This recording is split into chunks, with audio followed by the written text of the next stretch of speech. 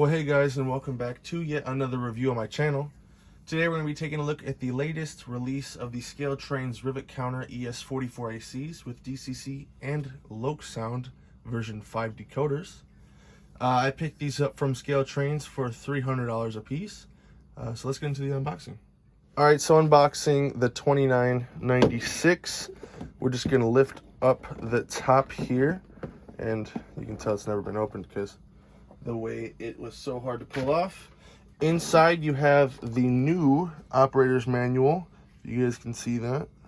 ES44AC product manual. Since it's new, we'll go through some of the pages here. You got introduction, prototype there, and it says the model, handling, removal from the package, storing your model, disassembly and cleaning, stuff like that. Lubrication, operation with DC, and operating on DCC.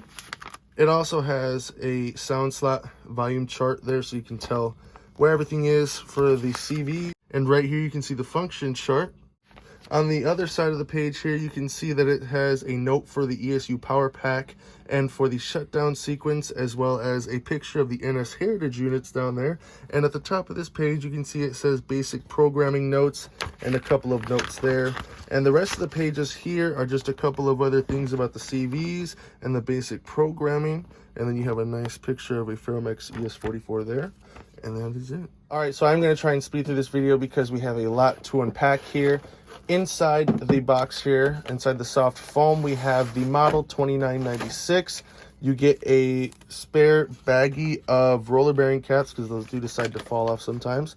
You have a clamshell packaging, and then the model is right there. Well, as you guys can see, I've taken out the foam inserts from in between the stanchions of the model. But taking a closer look at the model here, looking at the front, we have the ScaleTrains metal knuckle coupler. You have some air hoses here in the train line air hose. You have an MU cable right there, MU receptacle. You have the ditch lights, the headlight, lit number boards, sand filler hatch. You have the PTC antenna up top, grab irons.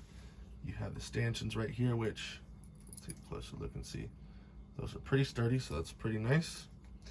You have the DPU light there for CN only, and a couple of grabs up top. Now, we go over this every single review on these Gevos, but on the inside there is a little camera, as well as a nicely detailed interior. One thing I wish they'd do is, I wish they would tint the windows a little bit more, but I think that's the most we're gonna get out of them right now. Taking a look at the side of the model, you have the letter F right here, which signifies that that is the front of the locomotive. You have see-through steps on the walkways, and you have graded walkways for the actual walkway on the side of the locomotive, and that is so that snow does not build up, as these do go through very mountainous terrain. You have 2996 there, the Canadian name for the locomotive, which is EF-644V. You have cab sunshades here. Beautiful paint on the model. Right here, we have the electronic bell, some of the truck detail. Very nice model.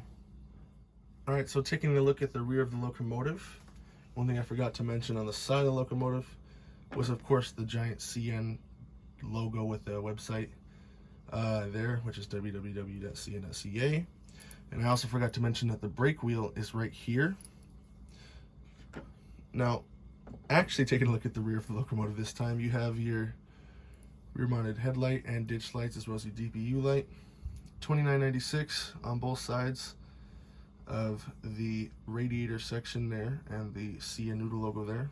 Now the back, and this, I'm just now noticing this, the back stanchions are a little bent in, so I'll probably have to bend those back out.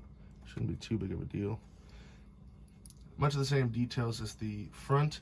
One thing I forgot to mention on the front was the snowplow. This does have a snowplow, as well as the rear of the locomotive has a snowplow. And you also have these stanchions here, or grab irons here, that weren't there on the front. But very nice locomotive. Spare knuckle pockets right there. You guys can see that. Filming this on an iPhone, so sorry if the quality isn't the best. Here's the opposite side of the locomotive. We get to see more of the detail on the fuel tank there and the air compressors and whatnot. You guys can see that there. Very nice detail. Now the wheels on these newer releases are all painted brown out of the factory, which is to match the brand new steel wheel look. But yeah, we've come full circle on this locomotive.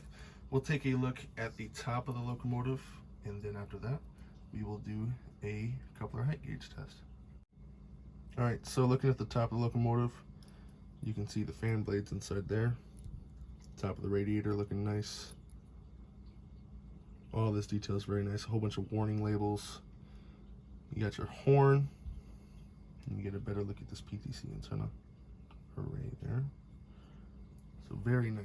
Alright, so taking a look at the front coupler, you guys can see that it is pretty much spot on. And then taking a look at the rear coupler, you guys can see that that is pretty much spot on as well. And just for fun, I thought I'd test the other locomotive, which is 2910.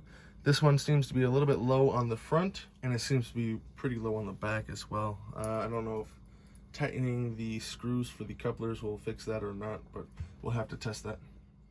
Alright guys, so now we're going to take a look at some of the sounds and lighting features on this model. So starting the locomotive up with function 8.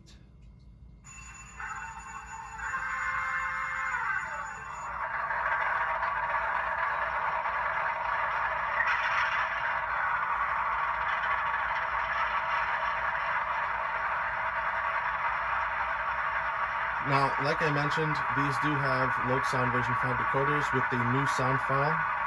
Here is the headlight and the ditch lights. See how they fade on really nice like that, and they fade off as well. Real quick, F12 is going to dim the headlight and is going to turn off the ditch lights. You can see there. Turn the brightness back up. Function 1 is going to be the bell.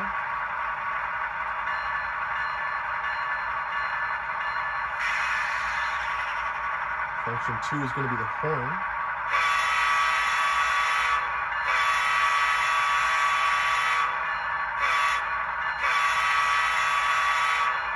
And as you can see, by pressing the horn button, it also triggers the bell.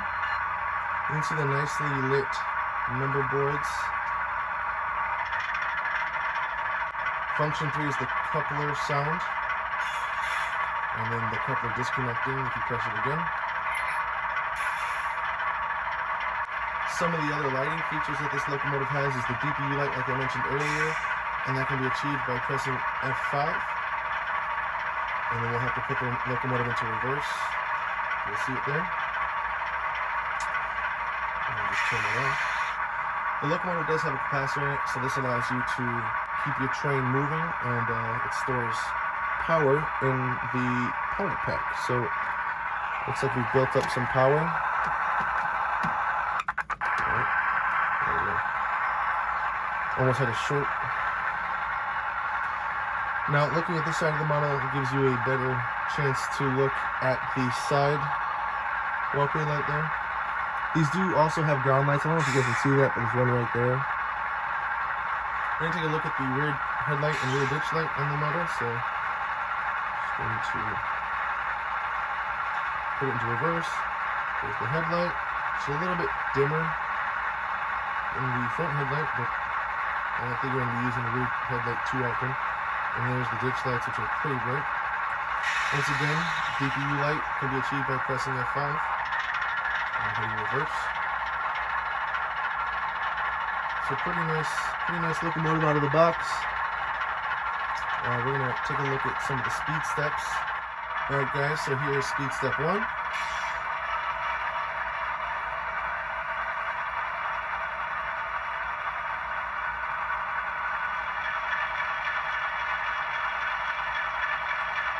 Two, 3. See, it doesn't really start moving until 2 or 3.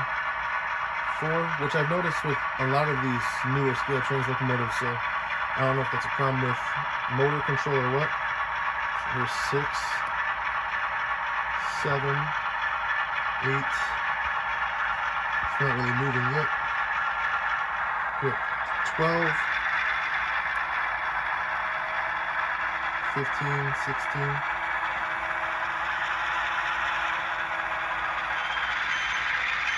You can hear the brake sounds there. I'm going to bring it back here. And we're starting off at speed step 2, which is right here. So if this should the camera.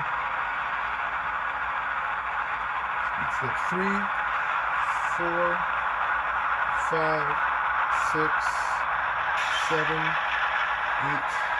9, 10, 11, 12, 13, 14, 15, 16.